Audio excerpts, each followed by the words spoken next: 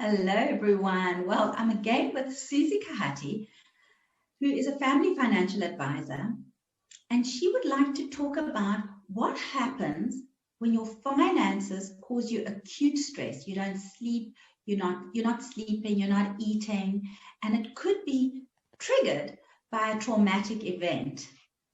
Okay. Hi, Suzy. Good morning, Beverly. It's always lovely to speak to you. Acute stress. We know the symptoms of stress. I got a queasy feeling in my pit of my stomach, maybe shortness of breath, a bit, what am I going to do? Let's just talk about briefly of acute stress. Like, I found that we have terrible insomnia. We could have a loss of appetite. We could be crying all the time. How do we know it's not depression and it's stress? Can we differentiate between the two? If I saw a client like that, and that was my question, Yes. is it now depression or acute stress? Yes. I would definitely consult with a colleague, a professional, possibly a psychiatrist or a therapist who specializes in depression. So if that was my question, then I would take it further to a colleague who I felt was more in tune with that kind of extreme distress. Okay, so we can have what I'm just trying to understand is that we find that we can't deal with the symptoms like insomnia. You can take rescue, you can take a sleeping tablet, or there's some alternative medicines. That if you really are not coping with these acute symptoms of stress, you should seek medical assistance, and it could be your family doctor.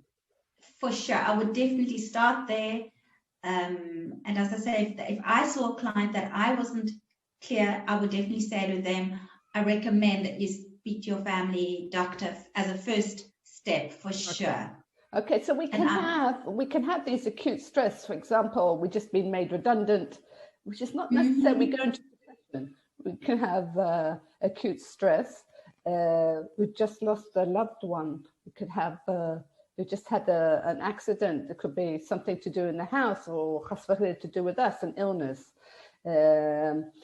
I have found that then our cortisol levels go up higher, which causes us to cloud our thinking. It's very difficult to think clearly when we're under acute stress.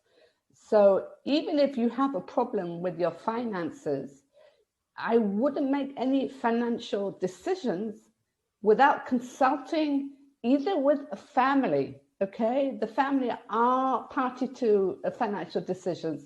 And if you feel that you want to go onto another level, I would definitely turn to a family financial advisor where they can get a different perspective view on what's going on. But sometimes, for example, you'd be made redundant, you have to make financial decisions pretty quickly because you cannot carry on as is because something has changed. And I think our jobs as you as a life coach and myself as a family financial advisor is to give people tools in order to move on and not stay where they are, because that's the worst place to be. Is to not acknowledge that things need to be changed. What do you think? Right. I like to allow people just the space to be with their distress and to experience all the emotions. Because if we only experience joy and laughter and we try and always shout the grief and the sadness, then in fact what we do is we tend to exclude everything. And our lives become kind of like one-dimensional because we don't experience joy because we're too afraid the joy will pass and then we'll experience trauma. So I like to let people feel their despair and their hopelessness and just be there with them. I'm here with you through this.